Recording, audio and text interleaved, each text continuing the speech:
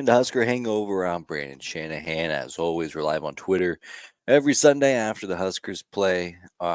Maybe not every Sunday. I didn't forget to record last Sunday. I forgot to post it to Twitter and live stream it there. So that's the plan, at least. Sometimes I forget, but nonetheless, it's on YouTube, Spotify, wherever you podcast the following day as well. So if you want it, you can find it. But it always I appreciate the Twitter interaction. I think it's a little bit more direct than YouTube or Spotify. So that's why we go live on Sunday. That way we get content out at least 6 days a week. So and we got content out every single day this week. We're loaded, and pretty big announcement coming up. Another new show coming to the network here in the next couple of weeks. We'll be talking about that later on. Yeah, like, subscribe, do all that stuff. Even if you don't like it, if you're watching this, just do me a solid. Do me a solid. Just like it. It doesn't affect you at all. Just like it, please. So there's that for you. So now we got that out of the way. This week I made the fatal mistake of forgetting it can always get worse, and as a Husker fan, it almost always does, in very unique ways. I mean, holy smokes, dude! Man, I mean, shout out to this defense. Holy smokes! Because here's the thing: if this defense isn't really good, this might be one of the worst football teams in America. Like even if the defense is just good, that's not enough. Because let's kind of run through the schedule here. Minnesota, we lost. Colorado, we get blown out. We beat the two group of 5 teams that we played in Northern Illinois and company. So we probably still pick up those 2 wins if the defense isn't good. But after that, we might not win a conference game if the defense isn't really good. So shout out to them real quick. But yeah, I think the topic of conversation is going to be the quarterback room, which I would make a case as the worst, at least that I've seen in college football history. I mean, my God, dude, it, how does this happen? It's November. We can't get anybody out there to not throw darts to the defense. When that's the only mission, 5 turnovers, 4 interceptions between 3 different quarterbacks. I don't know if I've seen a performance like that since that Iowa State game where they had like 7 or 8 turnovers, and lost 9-7. I was at that game actually, so I'm scarred from it a little bit. But holy smokes, what a disaster, man! So you have Heinrich Harburg who goes out there, and he's gotten worse the uh, over the last few weeks. He's not getting better, and I think there's a common thread here with these 3 guys. I'll kind of tie in here somehow, but he hasn't gotten good. I was texting with Brooke earlier, and he said he threw 2 of the worst interceptions I've ever seen on the same drive, which he's not wrong. He threw 1 interception. Luckily, they got called for defensive holding, so he got another crack at it. They make the 4th down conversion on the fake punt, which is really cool, by the way. I love that call. And then he just goes and throws another pick like 3 plays later. So another disastrous pick. And this is what I was saying with Jeff Sims at the beginning of the season. These aren't like, man, the defender made a good play, or there's been a few of these, but through the hands of the receiver into the arms of the defender. It's been he was so open, and he threw it to the open guy, but the guy who's open is wearing the wrong jersey. It was awful, man, and now we're starting to see a lot of those picks. It escalated. First of all, first few games he was taking care of the football very well. He had a couple of like takeaways that were actually like takeaways, like strip sacks from the blind side or really good defensive plays. And then I remember that Illinois game, he had one. He had one really bad interception. I'm like, okay, okay. I mean, it's just one. We saw Jeff Simpson less than 2 games throw multiple. So it's like, all right, but just because that was my thing with Heinrich Harburg. His ceiling's obviously not as high as Jeff Sims, but he wasn't a disaster. Now he's a disaster. It's gotten worse and worse every single week. And then he gets banged up. We go back to Jeff Sims, and boy, I was so excited.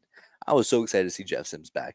I was like, this is going to be such a great story on Jeff Sims because here's I love Jeff Sims, man. There have been so many times where like Heinrich Harburg will score a touchdown or the offense will get something going and they'll pan over to Jeff Sims and he'll be juiced. He's so enthusiastic. He's so energized. You can tell that he is a good program guy. Well, obviously that's why he got the single digit jersey. That's a big deal for Matt Rule's team. So that's huge. And so he comes in and he's so easy to root for. And then he has that really bad fumble that didn't even look that like egregious where it wasn't like totally stripped. It just kind of got knocked out of his hands and got thrown off the map by a defender. So he wasn't even near it. Like, oh, hey, there's Jeff Sims. Oh, the ball's 7 yards away. So that's a bummer. And then he comes out and throws that disaster interception that I'm talking about. Like, not you're trying to make a play downfield and it just doesn't work out. The defender makes a good play, this or that. But just, oh, dude, there's no Husker within 5 yards of the defender who caught the interception. And so, okay, well, now we got to make a change. Heinrich Harburg is banged up. If he can't, and I said the same thing about Jeff Sims, if Heinrich Harburg can't run the football effectively, get him out of there, dude. You're not bringing him in because of his arm. So if he's not 100% healthy, yeah, and you got to make a change because you got to make a change after that Jeff Sims interception. And bring in Cubba Purdy. And again, I'm so excited because my default is whoever these guys put out there as the best chance for Nebraska to win. I'm all in. I'm pushing narratives. I think I did in fact tweet a couple of Jeff Sims winning the Heisman related tweets. Um, so I'm juiced. I'm like, oh, this will be great, you know. And then he was moving the ball well. Moving the ball well. He was making plays. He's not the best athlete of the three by any stretch of the imagination, but he made some plays with his feet. Um, Made some passes, moved the ball down the field, and then boing, boing, boing, just in time. 3rd and goal. Horrible interception. Horrible interception. Can't have it, man. I get that you're trying to score a touchdown, you're trying to make a play. I'm sure that there were conversations before he went in. I was like, hey, you're not going into the game. Here, let me talk to you. You're not going into the game because you're very good, right? This is his 3rd year in college football. He didn't see the field at Florida State, transferred to Nebraska. Couldn't beat out Casey Thompson, who now does not play Power 5 college football. He did get hurt, so, RIP to Casey Thompson. Couldn't beat him out. Casey Thompson even got injured, so Purdy got an opportunity to play last season. Wasn't good enough to stay on the field once Casey got back. And then this year he has the full offseason. He has winter, spring, fall, that entire time to show if he's a talented quarterback, and he doesn't sniff the field. He gets pushed down the depth chart by Jeff Sims and Heinrich Harburg, who we've established aren't good. And obviously we only see the games and I don't know, maybe some clips from practice every now and then, but let's not get it twisted. They see these guys every day. They know who's gonna be the better quarterback to win the football game. And to this point, it's not been Cubba Purdy. And yeah, this is the 3rd straight staff that has looked at Cubba Purdy and said, okay, well, you're not good enough to be on the field. And there's not great quarterbacks ahead of him. I don't know exactly what the situation was at Florida State, but it's not. I mean, you can't beat out Casey Thompson. You can't beat out Heinrich Harburg, Jeff Sims. So he goes into the game, and I'm sure there's a conversation like, hey, Drew, but you're not coming into this game because you're uber talented, because we need you to throw for 400 yards. We are putting you in the game because the other guys can't stop throwing to the other team. That's the only reason why you're getting to play. This is the only reason why we have any faith or any hope or any prayer that this is going to work out, is because the other guys can't stop throwing the football to the other team. So you got to think, hey, I don't have to be good. I don't have to make great plays. Just make the routine play and don't throw the football to the other team.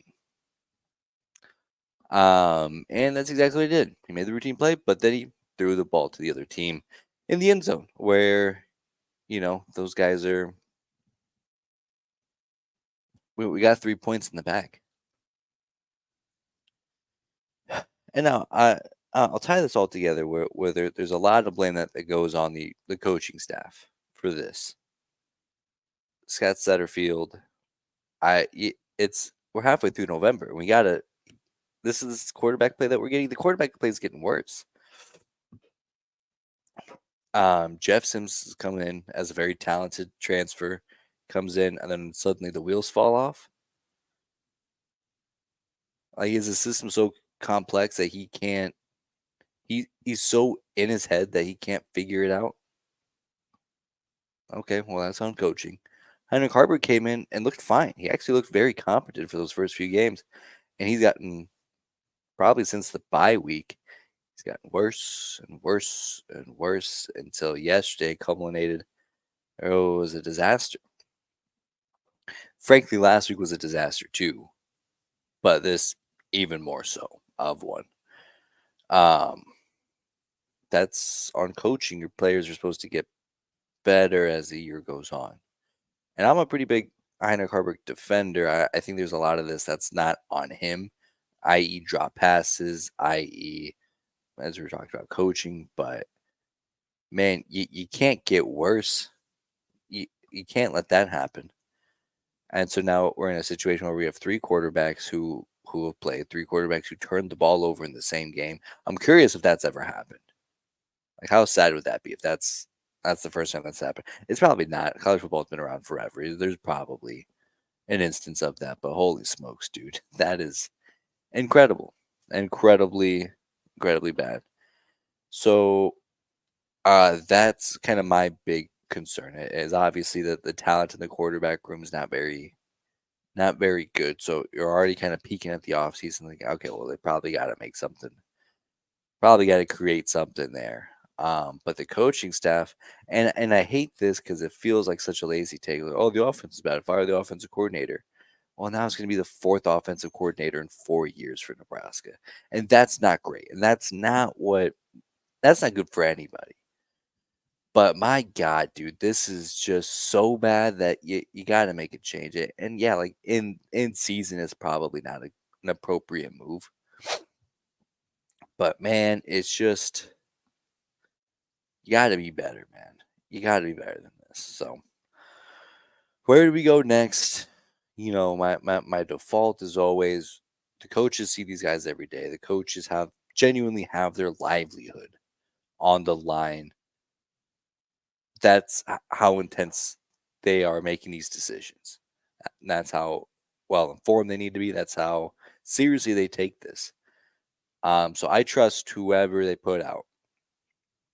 Personally, at this stage in the game, I think I would be very excited to see a week where Cubba Purdy can get a full week with the ones and then send him out there as QB1. I think that's and then if Harburg is 100% ready to go, then I guess you can have him be the 2 as like a safety net, and then Jeff Sims as an emergency quarterback. But I think it's not working with the other 2. We know that it's not working with Harburg and Sims. We know that. We've seen that now. Um, I don't think it'll be much better with Purdy, but I don't know that. Context would tell me that he's the worst of these 3 quarterbacks. Well, and here's the thing, dude. It's not talent, right? It's not that Heinrich Haarberg isn't good enough. It's not that Jeff Sims isn't good enough. They can't stop making mistakes. And this defense is good enough. We have a kicker to where you don't need to be really good. It's just you can't be a disaster. And that's what Jeff Sims was those first 2 games. That's what Heinrich Haarberg was the last 2 weeks. So Cubba Purdy, using the context that I have in front of me with how the coaches have used him, is He's not very good, but he doesn't need to be very good, right? He doesn't have to be very good. He just has to not be a disaster. And I'll tell you what, Wisconsin got pushed around by Northwestern. Iowa is anemic offensively. We might be the best defense that they've seen since Penn State. These are two winnable games, either or. Um, I think it does get harder each weekend. I said this last week. Maryland is a tougher team than Michigan State. Wisconsin's a tougher team than Maryland, and Iowa's a tougher team than Wisconsin. So the road to 6 gets tough from here. I would like to see Cubba Purdy get a full week of reps with the ones, and just what do we have to lose if he stinks? Well, then it's like, well, we tried. We used every tool that we have in our toolbox, and it's not working. And it is what it is. We'll address it in the offseason. It's a bummer that we were 5-3,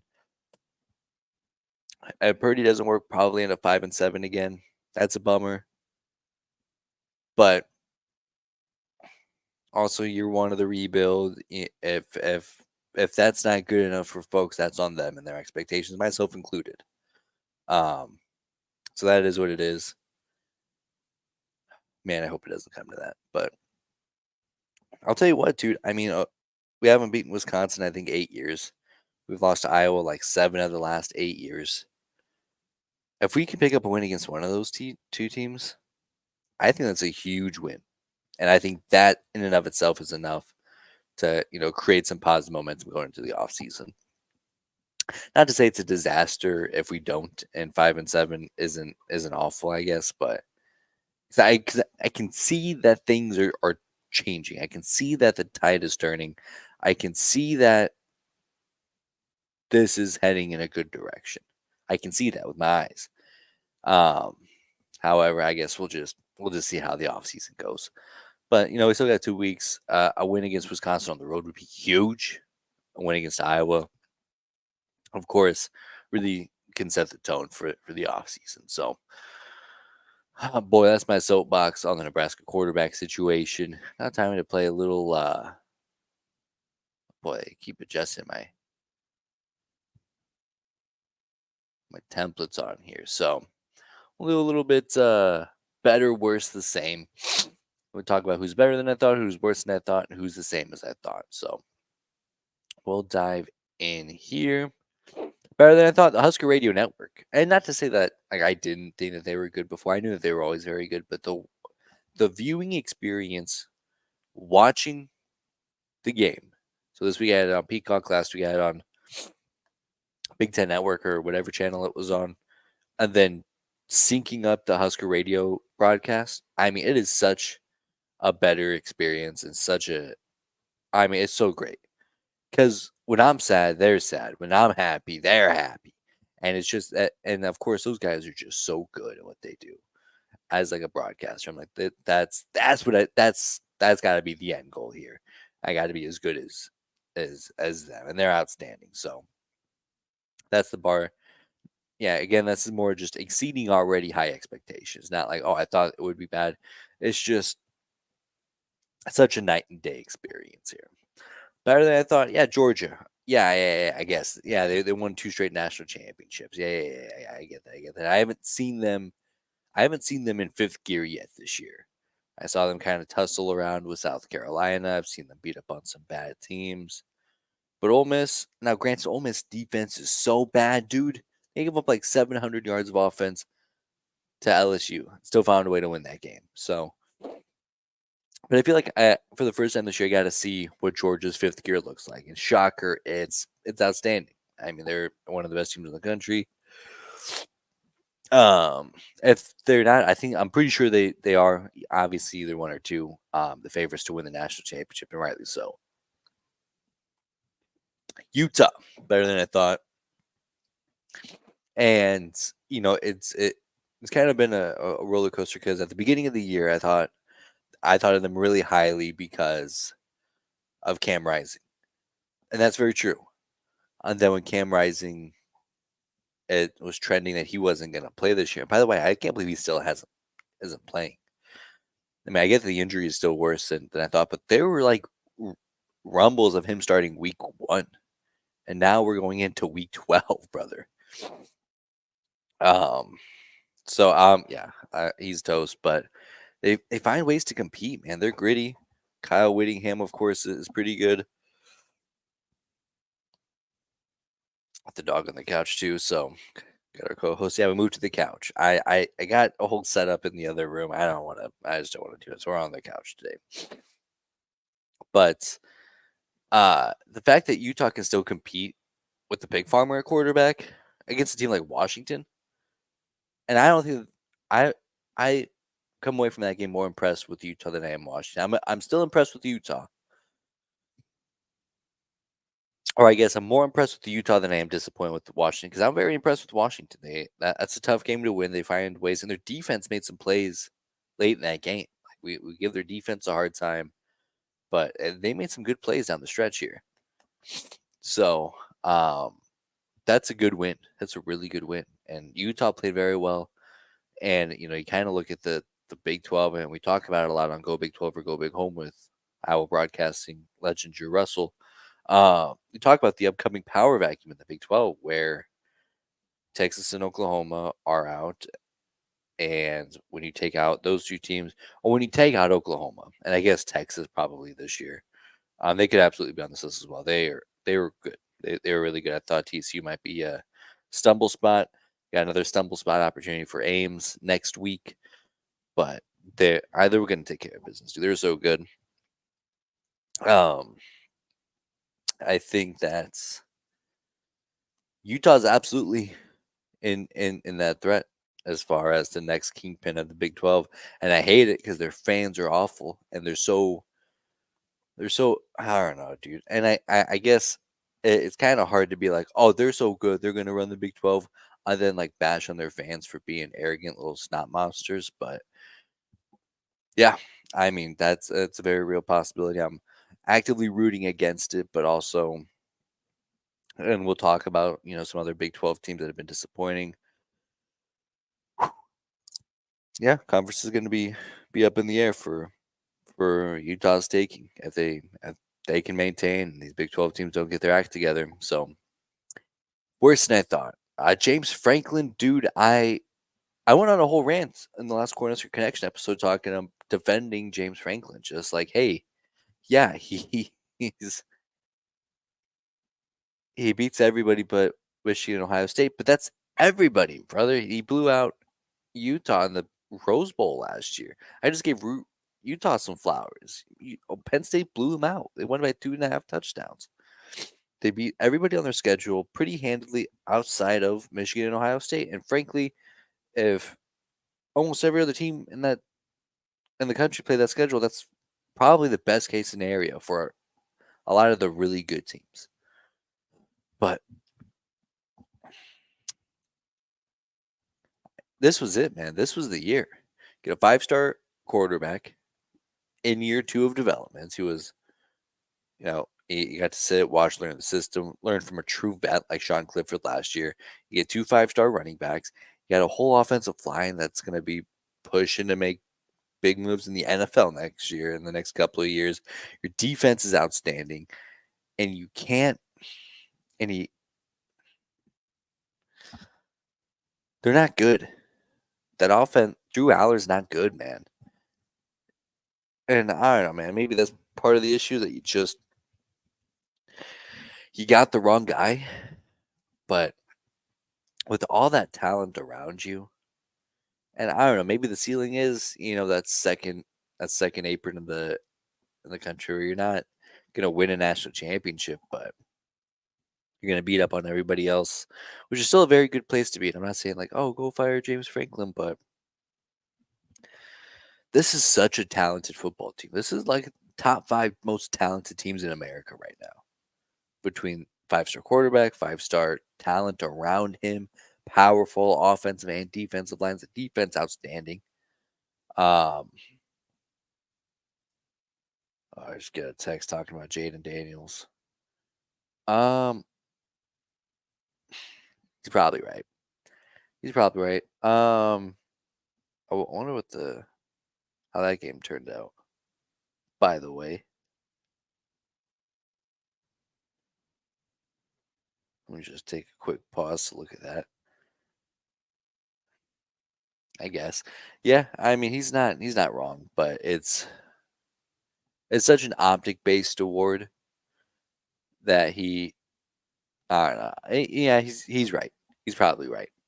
Uh, but James Franklin, man, I mean, there's a ceiling. There's a ceiling, I'd say, and that's a bummer because this would have been the year to break through that ceiling. But man, yeah, that's tough. Oklahoma State, holy, what the hell, dude? What the hell, man?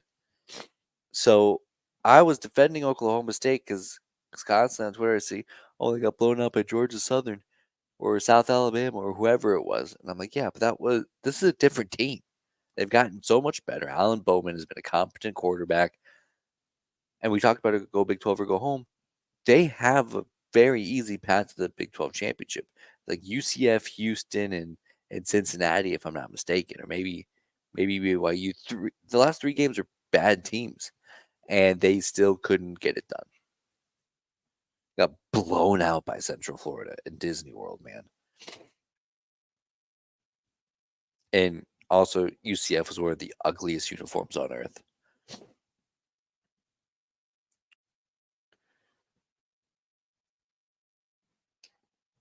So that's a bummer. High hopes for them. Bummer, bummer, bummer. Um, Let me see here. So yeah, Oklahoma State, dude. I don't know what happened. They're way worse than I thought. They're actually just bad, and they just got up for a good game against Oklahoma. Oklahoma came out pretty well. It looks like they're back on track. Too little, too late, probably. But other than the Texas schools, man, dude. I was talking about Utah coming in and cleaning the house, and obviously Utah's a good ball program, and Kyle Whittingham's good, but it's really a detriment of these Texas schools like Baylor, Texas A&M, and TCU, who Texas Tech I think got the win, but after Kansas had to go to QB3,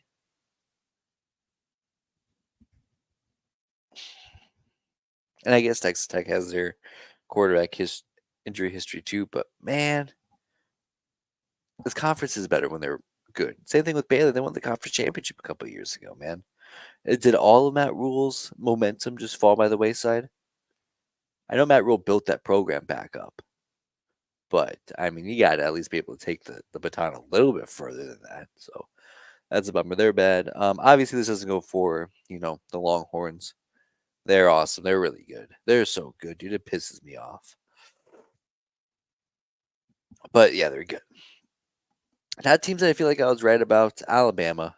I didn't hit the panic button when they weren't very dominant early on, and I picked them to go 11-1, lose to Georgia in the SEC championship game.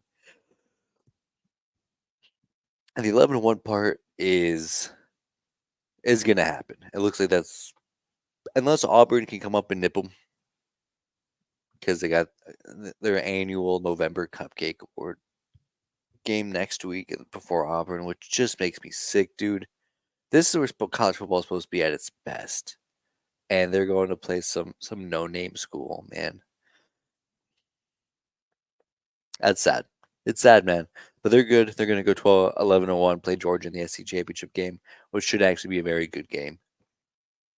I think Georgia isn't leaps and bounds better than them than they were probably last year. Last time these two teams played, so I'd be excited for that. Mississippi State blown out by Texas A&M, I think. So we're 10 games into the season. I'm 9 for 10 on Mississippi State games after being clowned for not knowing anything about Mississippi State football because I'm a Husker fan. Yeah, I remember. I remember. So yeah, 9 for 10, 90% hit rate. Now, when I collect my receipts and I cash those checks that I wrote back in the fall, I'm going to be met with Will Rogers got hurt. And that is true. That is very true. However, if one player does make or break your team in the way that they're selling me, then you're not a very good ball team. Now, does that take them from like 3 or 4 SEC losses to 1? Yeah, I guess. Yeah. Um, so that I could still, I don't know, be held liable for, but the way these folks were talking, they're talking 7, 8, 9 wins, and I'm like, brother, where? And I asked him, I'm like, what did I get wrong, man? Explain this to me. And some of them were nice about it, and said, oh, well, hey, we don't have a whole lot of starters back, but it's a lot of experience back, a lot of seniors that are going to be starting this year. Will Rogers, obviously, of course, a big part of that, but so far 9 for 10. That's a pretty good hit rate. That is a pretty good hit rate. And the last one, just a quick shout out to the Friday Night Lights. I've been broadcasting football games and volleyball games here in Texas. My first year doing it since relocating from Iowa. And holy smokes, dude, it's so special down here, man. We were in Mesquite High School last night. Or Friday night. It was overtime. I mean, just an outstanding football game. Great facilities, great crew working with me, and just oh my gosh, it's been so fun. And it is every bit as advertised in Class 6A Texas high school football. It is playoffs. And also, just a quick note, they get trophies every single playoff win. Every single playoff game is some type of championship. Last year or last night or Friday, excuse me, it was the by area championship, which I didn't know was a thing, but they got a trophy for it, so that was pretty cool. So that's cool. So yeah, that one I guess I probably could have put this one in the better than I thought tier, but man, it is awesome. So just want to throw that out there. Awesome stuff going on in the Lone Star State, of course. But man, we got Wisconsin next week. Hope we can get it done, man. Hope we can get it done. That's as simple as that. Hope we can get it done. Iowa's going to be tough, as always. I'm always going to, jump on this train. But, oh, we're not going to lose to Iowa. We're never going to lose to Iowa again. Fact of the matter is, Iowa's defense isn't going to make it easy for our offense, even if they do get it together. Even if Cubba Purdy is, the answer. I don't think he is, but we'll see. So hope we get to see that. Would be a lot easier going in, coming off a win against Wisconsin, but winnable game, I'd say. Will we win? I don't know. I wouldn't bet on it. So there's that. Again, if you made it this far, like, subscribe, follow, all the things, man. I mean, it does make a difference. All right, I think that gets so watered down. Like, oh, you just have to say that. Well, because it helps. When you like it, it gets put on other people's feeds. They watch it. They like it. It works out for me. So it is what it is. So that's all I got for us tonight. We got a week's worth of content coming up for you. New announcements, and we got some really cool projects underway in the off season that we'll get into. So we're just getting started here. That'll do it for me tonight. As always, go Big Red.